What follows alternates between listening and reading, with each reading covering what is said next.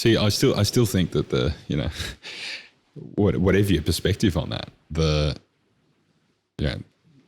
there's still going to be that advocate for the Christian, whatever they are, community, and those people will get on board with whatever that is. You serve those people. They are your niche. Yeah, you just probably can't become Patagonia, but you're going to be all right. It's the 1,000 true fans, I suppose. Made me think of the Insane Clown Posse.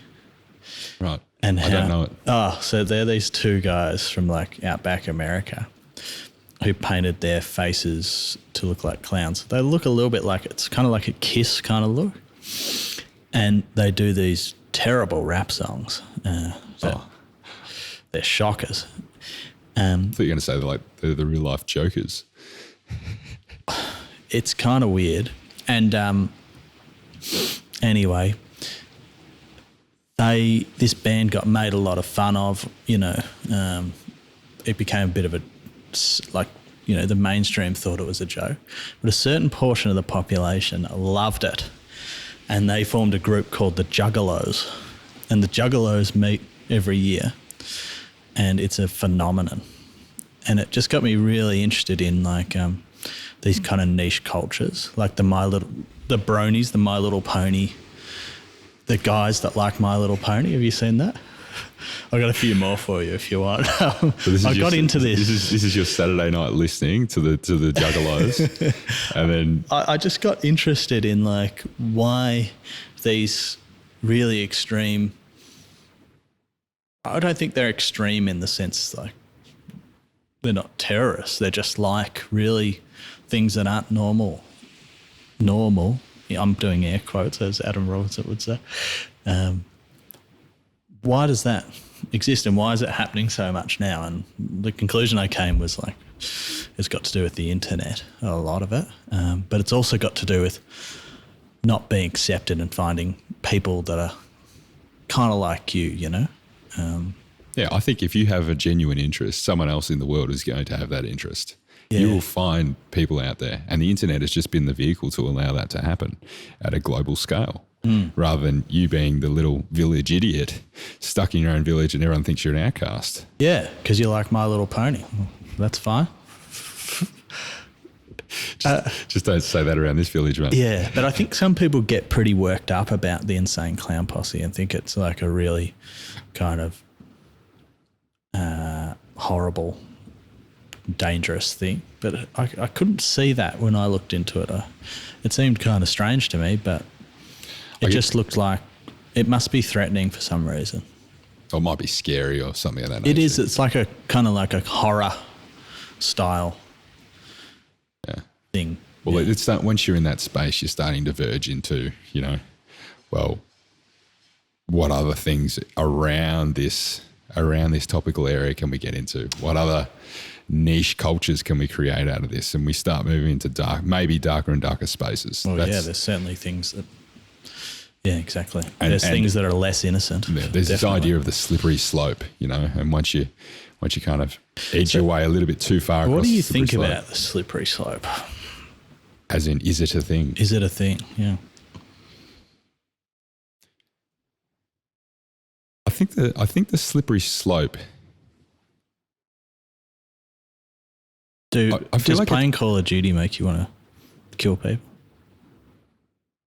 No. Let me ask you that. No. Okay. Does smoking marijuana make you want to do heroin? No, but I think you may be missing some of the iterations in between. So it's about finding where the slippery slope is.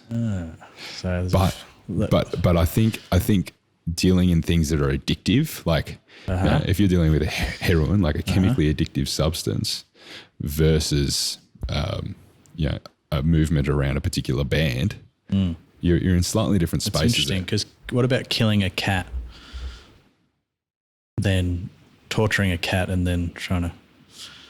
Are you going to go kill a human? There's. I don't understand. Well, I think you're already in a bad space. Definitely. Hey, look, I'm not advocating this. I'm just putting some thought experiments out there. Yeah. Well, it's interesting, right? Because if you're already in that space, I think you've already. You're on some path. Yeah, you're already on a path. Because it was interesting talking to watching the Defiant ones on Netflix that kind of connected in my mental network about this kind of idea. I haven't seen it yet. And it's about the Dr. Dre and Beats and Jimmy Iovine, I think his name is, who I didn't know beforehand, who's a record producer.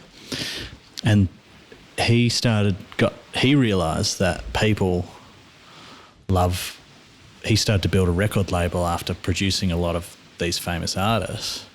He started to realise that people on the edges, that's what they love, you know. Music is something that kind of people want to be a little bit confronted by. So he signed like Marilyn Manson and 9 Inch Nails.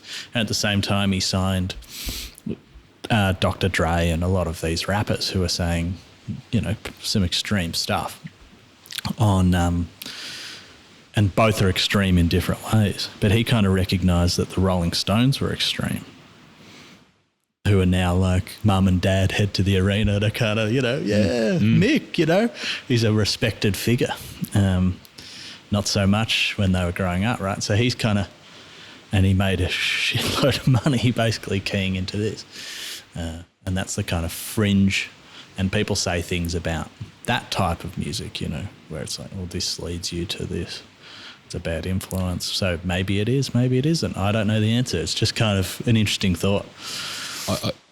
I struggle with it, right? I think I struggle with the slippery slope. What I do recognise though is the movement of a crowd and a herd, you know, the herd mentality. And so as soon as there's enough energy for a particular direction in a group of people, you know, as soon as you've got the overall energy of that group has hit a point, you know, and it might be just 3 people out of 100, but they're loud enough to get some people who are on the edge of moving just to shift across with their energy. Yeah. And that kind of is the wave of movement, as opposed to this kind of ethical boundary of slippery slope. I think it's more about the movement of and energy of a crowd as opposed to the movement and energy of a particular philosophy. That's interesting. But maybe it's the philosophy that gets the crowd moving in the first place. We need to hire someone, psychologist or something. But I think I need to go. I'm going to look up I'm going to keep looking into the Insane Clown Posse stuff. I'm not sure I got to the bottom of what I think about that. So let me see what you dig up, mate. You might end up in the dark web. I hope not.